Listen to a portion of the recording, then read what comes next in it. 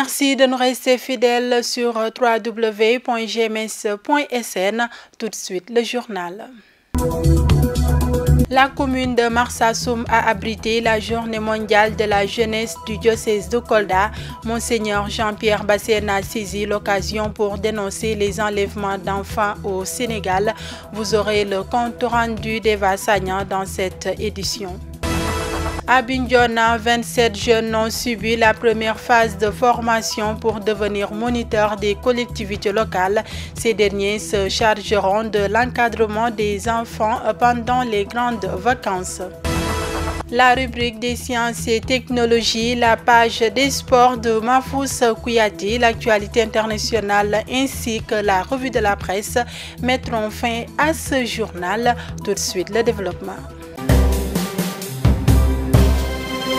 Bienvenue à tous. Le syndicat autonome des médecins du Sénégal, SAEMS, décrète 72 heures de grève avec la centralisation des urgences. Dans la partie sud du pays, les urgences seront assurées à tour de rôle. Demain, mardi, toutes les évacuations seront transférées vers la région de Sédhiou et le mercredi vers la région de Kolda. Toutefois, le SAEMS sera en pourparleur avec le Premier ministre cet après-midi pour essayer de décanter la situation. Nous y reviendrons dans nos prochaines éditions. Le diocèse de Kolda a célébré le week-end dernier les Journées mondiales de la jeunesse à Marsassoum. Cette commune à majorité musulmane n'a pas enregistré beaucoup de participants à l'occasion, une situation que regrette l'évêque du diocèse. Compte rendu Eva Sagnan. Marsassoum, une ville à majorité musulmane, a été le point de convergence de toute la jeunesse catholique du diocèse de Kolda pour la célébration de la 33e édition des Journées mondiales de la jeunesse célébrée ce dimanche des Rameaux. Pour la circonstance, à l'occasion des JMJ, Journée mondiale de la jeunesse à Marsassoum, nous pouvons dire que tout Marsassoum est jeune. Nous tous ici présents sommes jeunes. Du reste, devant Dieu, notre Créateur, nous serons toujours dans une situation de jeunesse. Les jeunes ont été les absents les plus présents lors de cette rencontre avec le Christ, une situation qui se justifie ici par le manque d'engagement. Par rapport aux autres JMJ que j'ai eu à participer. Cette année, je suis là à Marsassoum, mais j'ai noté que les jeunes ne sont pas trop nombreux à participer au JMJ. Mais je pense que c'est surtout un manque d'engagement. Le thème de cette 33e édition entre en corrélation avec l'actualité mondiale, nationale, internationale et locale. Le choix de ce thème des JMJ de l'année en cours, choix fait par le pape François, est providentiel, car il colle véritablement à l'actualité mondiale, sous-régionale, nationale, diocésaine et locale, une actualité qui semble tendue et incertaine pour les enfants et jeunes que vous êtes, vous jeunes en particulier. L'occasion pour Monseigneur Jean-Pierre Bassène de demander aux jeunes de cultiver en eux le don de soi, le service du prochain et l'immunité dans ce monde où l'homme est devenu un loup pour l'agneau. Faut-il que nos enfants aient peur de jouer sur la place publique? Une société qui a peur, où les enfants ont peur, est une société menacée, gravement menacée. Parce qu'elle est en train de reproduire ce que les anciens Romains disaient, l'homme est un loup pour l'homme. Et pour la circonstance, l'homme d'aujourd'hui est en passe de devenir un loup pour l'agneau. L'église de Kolda a été érigée en diocèse en 2000. Elle recevra alors en 2024 les jeunes du Sénégal et d'ailleurs pour les Journées mondiales de la jeunesse. En attendant, l'évêque convoque ses fidèles en synode en 2020. Toujours dans ce même registre, le gouverneur de Sédhiou s'est prononcé sur l'enlèvement des enfants constatés ces derniers temps dans notre pays. Habib Léon Ndiaye invite les jeunes à refuser d'être les complices actifs ou passifs de ces personnes mal intentionnées. Chers jeunes, les JMJ sont une occasion, c'est vrai, de rencontre, de partage dans la spiritualité des jeunes du diocèse pour le cas d'espèce. Je vous demande donc, chers jeunes, de vous inspirer de ces propos. Oui, parce qu'il y a beaucoup de tentations dans ce monde. De ne pas céder à la tentation de ces personnes sans scrupules, qui, à la recherche peut-être effrénée du bien matériel, du pouvoir, et que ces gens encore veulent faire de vous peut-être des complices actifs ou passifs de toutes ces violences qui sont exercées sur les enfants et qui font, comme l'a rappelé l'évêque tout à l'heure, qu'ils ont peur des adultes que nous sommes, alors que nous aurions pu quelque part et en toute responsabilité leur apporter le soutien, le réconfort et l'affection dont ils ont besoin. Donc, chers jeunes, refusons d'être les complices de ces personnes sans scrupules et mal intentionnées. Refusons également de céder aux tentations ou aux appels de ces vendeurs d'illusions qui cherchent à nous embarquer sur les barques, excusez-moi la répétition, vers un avenir incertain, alors que nous avons toutes les ressources dans nos terroirs pour nous développer, pour impulser l'émergence et le développement endogène. Oui, refusons également de répondre à ces appels. 27 jeunes de la région de Ziguinchor ont démarré samedi un stage de formation pour devenir moniteurs des collectivités éducatives. Cette phase, qui est la première sur 3, permet de jeter les bases de la formation de futurs leaders de groupes capables d'encadrer les enfants pendant les regroupements pédagogiques durant les grandes vacances.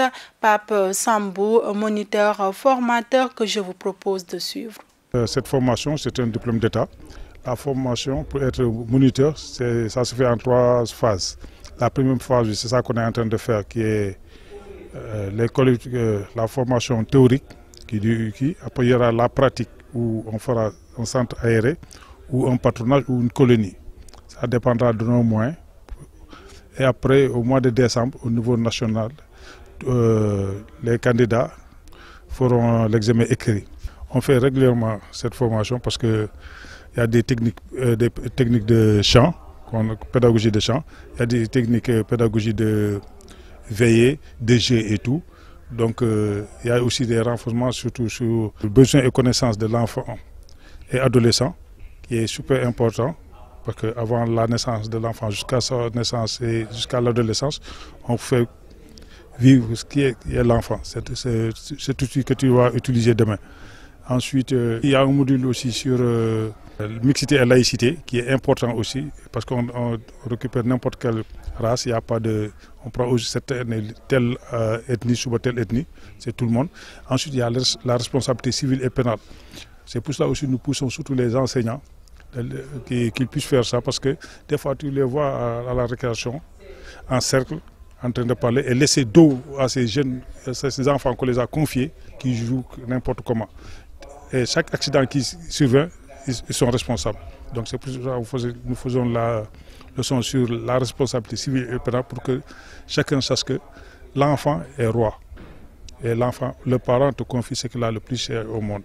C'est le trésor qu'ils ont amené. La deuxième édition de la Nuit des débats, activité citoyenne initiée par la mairie de Dakar en collaboration avec les villes de Paris et Montréal, a connu un grand succès selon les organisateurs. Pour cette année, 44 rencontres ont été tenues à Dakar. C'est un reportage de notre correspondant Mamadou Fall. La nuit des débats est une activité citoyenne qui vise à relever le défi de la participation citoyenne des populations de Dakar et environ. Elle a connu un succès pour la deuxième édition. 44 localités ont été parcourues. Un record selon Pape Masta Anne, chef de service du dialogue citoyen et de l'accueil aux usagers de la ville de Dakar. Il est l'initiateur de ces débats. On a eu à organiser ces débats dans 44 localités. C'est véritablement un succès. C'est de permettre aux populations de partager, de se concerter. Parce qu'on a vu que dans notre territoire, il y a beaucoup de problèmes sous-jacents. Et ces problèmes-là, pour nous, il faut de la concertation. Et le dialogue, la participation des populations est essentielle pour le développement d'un territoire. C'est pourquoi, lorsque la ville de Paris nous a sollicité pour organiser la première édition, on l'a fait avec 22 débats. Et cette année, on a fait un record avec 44 débats. C'est pour permettre aux populations d'avoir un cadre d'échange, de partage, de concertation, pour pouvoir quand même évacuer le trop-plein de ce qui est véritablement les difficultés que vivent les populations de Dakar. Les recommandations issues de ces rencontres ne seront pas classées dans les tiroirs, rassure Pape Mesta Anne. On va faire un rapport d'activité illustré. On va organiser un comité de suivi et organiser une journée d'évaluation pour pouvoir quand même capitaliser tout ça, qu'il puisse avoir un impact pour la ville de Dakar pour pouvoir quand même dérouler son plan de développement dans de bonnes conditions. Grand Yoff fait partie des communes ciblées pour abriter ces débats. Notre interlocuteur justifie ce choix. C'est une grande commune. Grand Yoff, pour moi, c'est le Sénégal en miniature. Connaissant Grand Yoff étant un carrefour sous-régional avec toutes les ethnies qui s'y rassemblent, il a fallu organiser un débat aussi à Grand Yoff. Pour rappel, cette rencontre appelée la Nuit des débats en est à sa deuxième édition. Cette année, elle a été tenue dans 44 localités, une initiative de la mairie de Dakar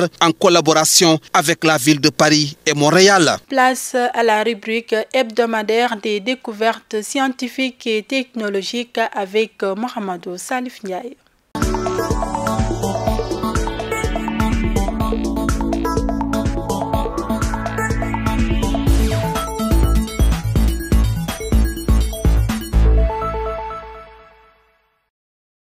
Bienvenue à votre rubrique hebdomadaire des découvertes scientifiques et technologiques. Les scientifiques et les innovateurs africains arrivent à Kigali, au Rwanda, pour la prochaine rencontre internationale du Next Einstein Forum NEF 2018, prévue du 26 au 28 mars 2018. Le forum de 3 jours rassemble plus de 1200 scientifiques, décideurs, chefs d'entreprise, leaders de la société civile et entrepreneurs. Ils seront présentés les contributions de l'Afrique à l'effort scientifique mondial et à la façon dont elle influe sur la transformation du continent. Parmi les moments forts du programme, on peut citer les sessions de présentation des lauréats du NEF qui dévoilent les meilleurs scientifiques africains de moins de 42 ans. Mardi 27 mars 2018 à Chicago, Apple tiendra une keynote dédiée à l'éducation. Un événement annoncé à la surprise générale la semaine dernière dont le contenu était jusque-là presque mystérieux. Selon Bloomberg, Apple compte y présenter un nouvel iPad à destination des enseignants et des étudiants, ainsi que des nouveautés logicielles. L'année dernière, Apple annonçait une nouvelle version de sa tablette commercialisée à 409 €, environ 300 000 francs CFA. Un record. Demain, mardi 27 mars 2018, la marque devrait rendre l'iPad encore plus accessible en présentant un modèle vendu encore moins cher et qui devrait en toute logique être une évolution de la génération actuelle. Selon Bloomberg, Apple souhaite séduire le marché de l'éducation avec le prix de son iPad 2018 et s'en prendre à un marché occupé par Google et Microsoft. La keynote se déroulera d'ailleurs dans un lycée. Selon Bloomberg, Apple souhaite séduire le marché de l'éducation avec le prix de son iPad 2018 et s'en prendre à un marché occupé par Google et Microsoft. La keynote se déroulera d'ailleurs dans un lycée. Et enfin, le 9 avril prochain s'élancera depuis Rio Gallegos en Argentine le premier grand raid de véhicules électriques. Baptisé The Green Expedition, il se déroulera sur une distance totale de 4786 km pendant 20 jours. Y participeront des voitures mais aussi une moto et un vélo électrique. Cette éco-raid est organisée par Atypic Travel Organization qui compte à son actif plusieurs rallyes raids dont le trophée Paris-Pékin. et le Raid des Andes. La course est soutenue par l'entreprise Sosasun et bénéficie du haut patronage de Nicolas Hulot, ministre français de la Transition écologique et solidaire. Le ministère de l'Environnement et du Développement durable argentin a également apporté son soutien à cette course qui, outre la mobilité électrique, promet une logistique éco-responsable. Pas de bivouac, un hébergement local et une nourriture locale afin de limiter la production de déchets. C'est tout pour cette rubrique Sciences et Technologies et à la semaine prochaine pour d'autres découvertes.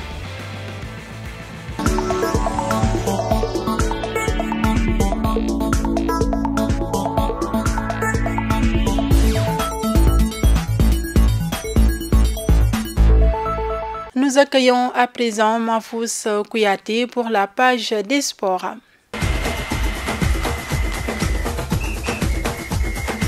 Nous entamons cette page sport par les différents résultats enregistrés au cours du week-end des matchs comptants pour la 18e journée du championnat du football professionnel. Samedi 24 mars, Stade Mbour bat Teungueth 1-0, Diambar bat Niattali 1-0. Tourékounda et Guédiawaye se partagent les points, 2 buts partout. Dimanche 25 mars, Douane s'incline devant la Sonacos 1-3. Génération Foot écrase la Linguère 6-0. Dakar Sacré-Cœur Jaraaf 0 but partout. Casa Sport corrige Ouakam 4-0. Ce qui nous donne le classement comme suit. À la première place, nous avons Génération Foot avec 30 points. Deuxième, AS Sonacos 29 points. Troisième, AS Douane 26 points. Et au bas du tableau, nous avons à la 13e place ASC Niattali 14 points. 14e, Guédiawaye FC avec 5 points. Et 15e, US Ouakam avec 3 points. Tandis que notre chère équipe, le Casa Sport, occupe toujours la 10e place du classement.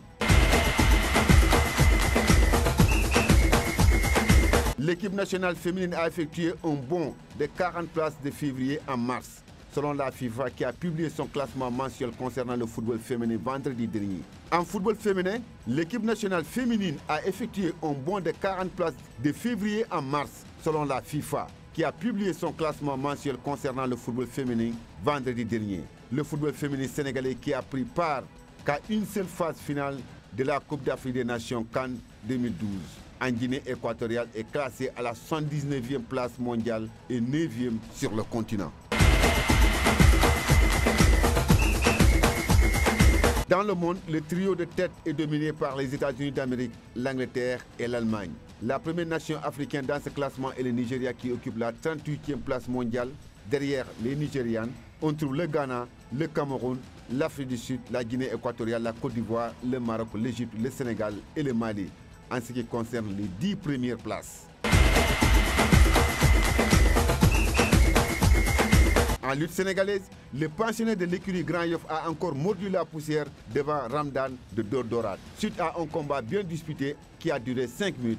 Et pourtant, Mobile 2 a toujours affiché la confiance de pouvoir battre son adversaire pour enfin se relancer. Malheureusement, il a enregistré 2 défaites consécutives devant Sort de Hamza Chossan lors de la première journée avant d'être battu cette fois-ci par le pensionnaire de Dordorade Ramdan par 4 appuis ce dimanche au Stadium Iba Mar Diop, suffisant pour dire que Mobile 2 risque alors d'être éliminé. Et les nouvelles de la tanière. Souffrant d'une grippe, le capitaine des Lions, Cheikhou Kouyaté, quitte la tanière. Le vice-président de la Fédération sénégalaise de football chargé des relations internationales, Cheikh Seck, a annoncé ce dimanche qu'un accord avait été trouvé pour le cas Cheikhou Kouyaté, malade qui a rejoint son club avant le match amical contre la Bosnie-Herzégovine. Le capitaine des Lions a pris son vol retour pour l'Angleterre après un bref passage au Havre. Le joueur de West Ham ne prendra pas part à la deuxième rencontre amicale du mois de mars. Voilà le programme des matchs internationaux de ce lundi 26 mars 2018. À 17h, la Finlande jouera contre Malte. À 17h également, même heure, Bulgarie jouera contre Kazakhstan. À 18h, Albanie contre Norvège. Et 19h30, Portugal jouera contre les Pays-Bas. Voilà ce qui fait l'essentiel de la page sport dans ce journal.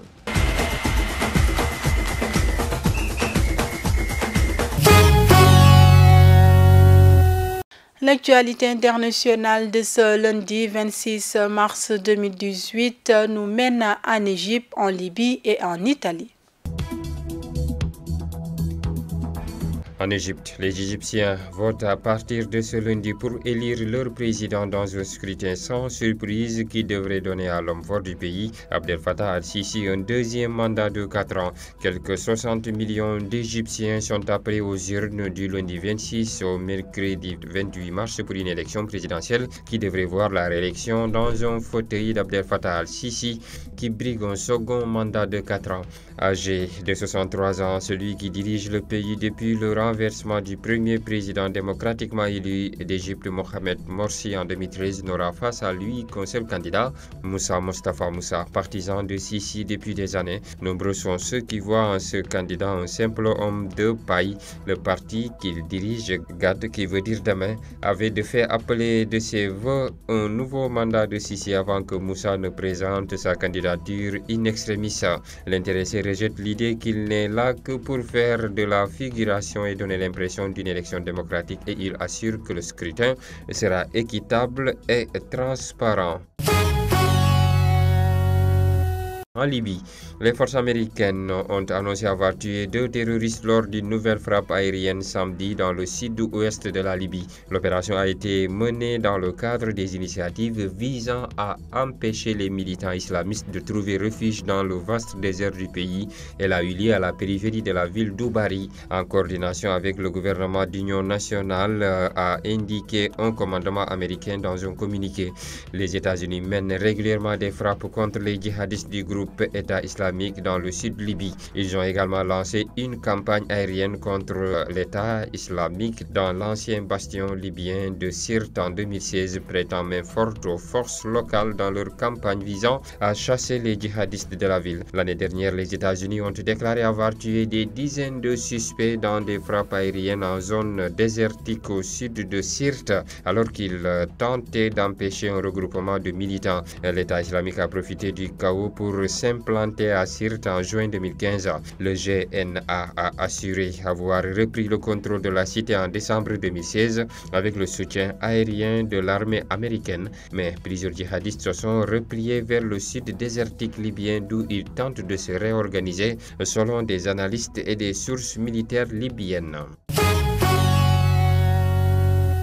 Une semaine avant les célébrations de Pâques, le pape François a lancé dimanche à Rome un véritable appel à la résistance aux jeunes du monde entier à l'occasion de la messe des Rameaux. Devant plus de 50 000 fidèles, le souverain pontife a exhorté les jeunes à ne pas se taire et à se faire entendre auprès de leurs aînés. D'aucuns y ont vu un soutien à peine voilé aux centaines de milliers de jeunes américains qui ont manifesté samedi contre les armes à feu aux États-Unis. Le pape François a notamment déclaré: « Chers jeunes, c'est à vous de vous décider. Si les autres se taisent, si nous, les aînés, les responsables, si souvent corrompus, sommes silencieux, si le monde se tait et perd la joie, je vous le demande, vous, est-ce que vous crierez? S'il vous plaît, décidez-vous avant que les pierres ne crient. » Fin de citation. À la fin de la messe, des jeunes ont remis au pape un document élaboré par 300 délégués du monde entier pour évoquer leurs attentes avant le synode qui doit leur être consacré en octobre prochain. Dans ce document de 12 pages, les jeunes expriment un besoin d'inclusion,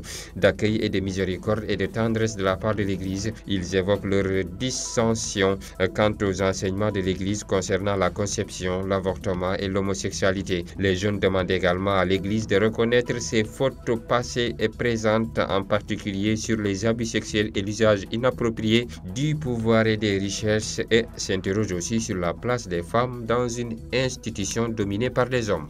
C'est l'heure d'accueillir Sissa Okoli pour la revue de la presse.